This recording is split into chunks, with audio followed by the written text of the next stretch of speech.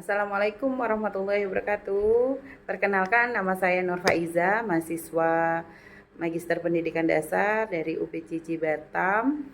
Hari ini saya akan menyampaikan tentang diskusi sesi 3 pada mata kuliah Studi Komparatif Pendidikan Dasar di berbagai negara.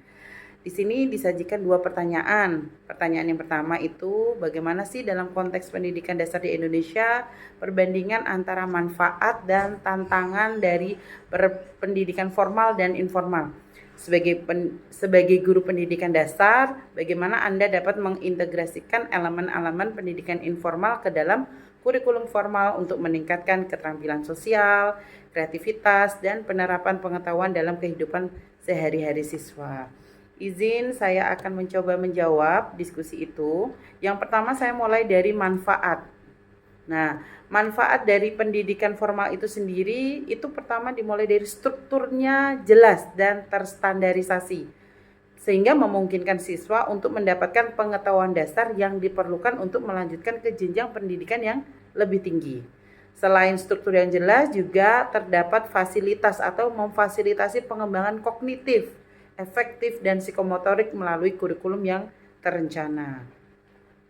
Tapi memiliki tantangan juga. Apa tantangannya? Tantangannya itu masih kurang fokusnya pada pengembangan kebudayaan nasional dan keterampilan sosial, seringkali lebih berorientasi pada akademis, sehingga keterbatasan dalam mengakomodasi kebutuhan individual siswa, terutama dalam konteks kreativitas, penerapan pengetahuan, dan dalam kehidupan sehari-hari itu masih terbatas. Nah, kalau tadi sudah disampaikan tentang manfaat dari pendidikan formal, sekarang saya sampaikan tentang manfaat dari pendidikan informal. Pertama itu mendorong bagaimana pengembangan karakter dan keterampilan sosial melalui interaktif dalam lingkungan keluarga dan masyarakat. Yang kedua itu lebih fleksibel dalam metode pembelajaran sehingga dapat disesuaikan dengan kebutuhan siswanya.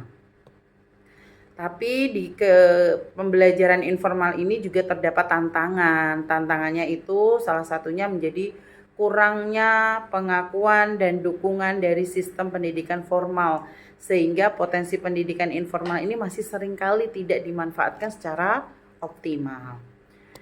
Nah, hal ini diintegrasikan dalam elemen pendidikan informal. Sebagai guru pendidikan dasar, khususnya saya sebagai guru SMP, itu mengintegrasikan elemen pendidikan informal itu melalui dengan mengadakan kegiatan ekstrakurikuler yang melibatkan komunitas lokal, seperti alumni. Jadi di SMP Negeri 11 itu punya alumni anak-anak yang pandai marawis, mereka dimanfaatkan, dieksplor untuk dikembangkan menjadi narasumber membina kegiatan ekstrakurikuler.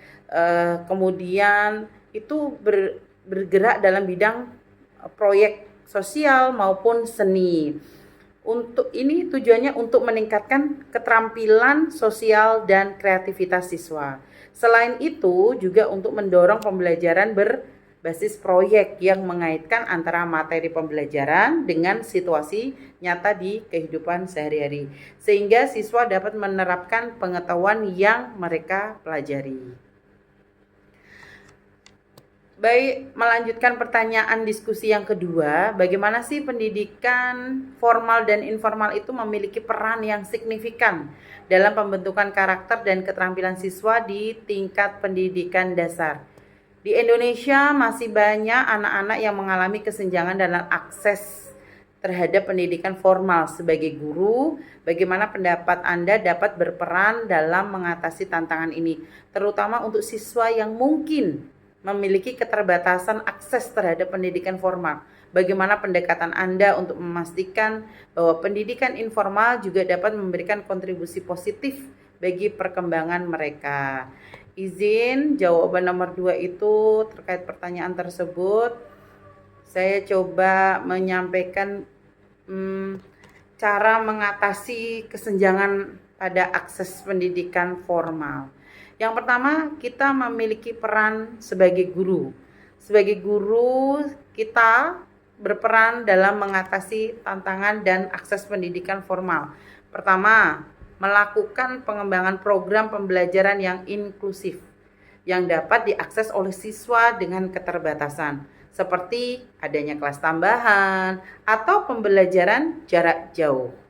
Yang kedua, kita menggandeng komunitas atau orang tua yang cukup dapat mendukung untuk menciptakan lingkungan belajar yang sesuai.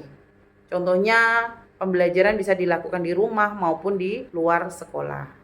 Nah, pendekatan untuk pendidikan informal ini yang pertama itu memanfaatkan adanya sumber daya lokal dan komunitas untuk menyediakan pengalaman belajar yang berharga, seperti kunjungan ke tempat-tempat yang bersejarah atau kegiatan lingkungan.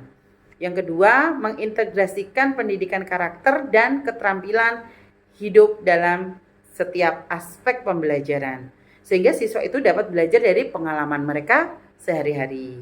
Nah, dengan pendekatan ini, pendidikan informal dapat memberikan kontribusi yang positif bagi perkembangan siswa, terutama bagi mereka yang mengalami kesenjangan dalam akses pendidikan formal. Itu saja yang bisa saya sampaikan. Semoga diskusi kali ini bermanfaat. Mohon masukannya dari Bapak Ibu semua. Terima kasih. Assalamualaikum warahmatullahi wabarakatuh.